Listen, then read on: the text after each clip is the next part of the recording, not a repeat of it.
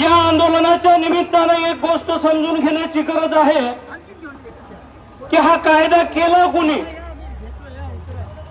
1922 साली डॉक्टर राजेंद्र प्रसाद जे काँग्रेसचे आहेत त्यांनी हिंदू महासभेला बरोबर घेऊन या कायद्याची प्रस्तावना केली आणि 1948 साली देश स्वतंत्र झाल्याबरोबर काँग्रेसच्याच नेत्यांनी पुन्हा एकदा सगळ्या हिंदू महासभेला घेऊन 1949 चा कायदा केलेला।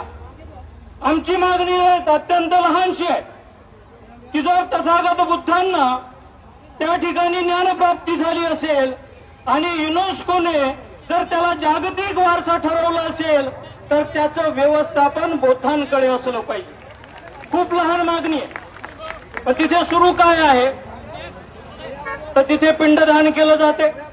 तिथे तथागतांनी जी शिकवण दिली त्या शिकवणीच्या विरोधात जाऊनचं कृत्य केलं जाते।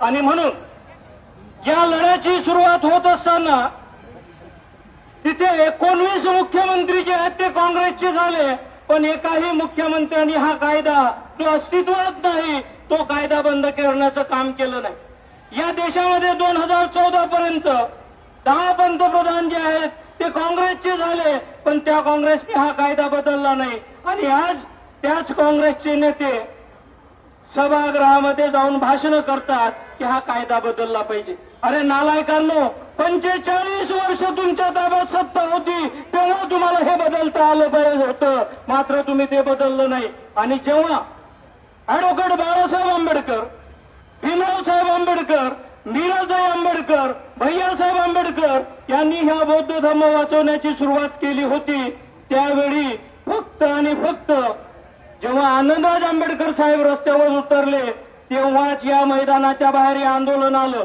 नाहीतर केंद्रीय कॅबिनेट मंत्री आणि इतर काही नेत्यांनी जेव्हा इथं आंदोलन केलं होतं तर पोलिसांनी त्यांना आझाद मैदानाच्या बाहेर सुद्धा येऊ दिलं नाही। महिन्याभरापूर्वीचाच प्रसंग आपण पाहिला।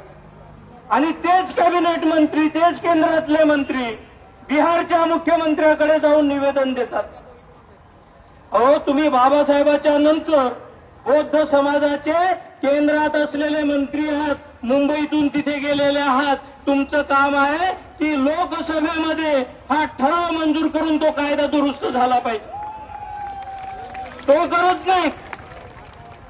आणि कार्यकर्त्यासारखं जाऊन त्या बिहारच्या मुख्यमंत्र्यापुढे उभं राहतात आणि एक कागद छापवतात। लोकांनी हे समजून घेण्याची गरज आहे की हे जे सत्तेत बसलेले दलाल आहेत, मग ते काँग्रेसमध्ये असतील, राष्ट्रवादीमध्ये असतील, शिवसेनेत असतील किंवा भाजपमध्ये असतील, यांच्याचमुळे बौद्धगयाचं मंदिर आपल्याला मिळत नाही, त्याचं व्यवस्थापन मिळत नाहीये।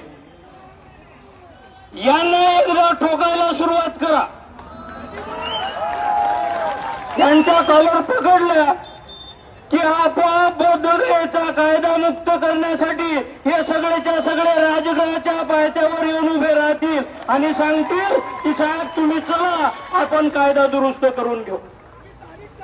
महाराष्ट्रात जे सुरू आहे की एक वडार समाजाचा मुलगा नुसता त्यांनी संविधान बचावासाठी रस्त्यावर आला, त्याचा मर्डर पोलिसांनी करून टाकला।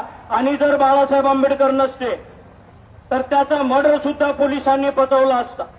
आणि म्हणून आपल्या सगळ्यांना विनंती आहे की ज्या पद्धतीने आज वंचित बहुजन आघाडी, रिपब्लिकन सेना, बौद्ध जनपंचायत, भारतीय बौद्ध महासभा आणि आमच्या सगळ्या विंग एकत्र आलेल्या आहेत, पुढच्या काळात हा लढा जो आहे अधिक तीव्र करण्यासाठी आपल्याला सोबत येण्याची गरज आहे। आपण सोबत राहावं अशी विनंती करतो। थांबतो। धन्यवाद। जय हिंद।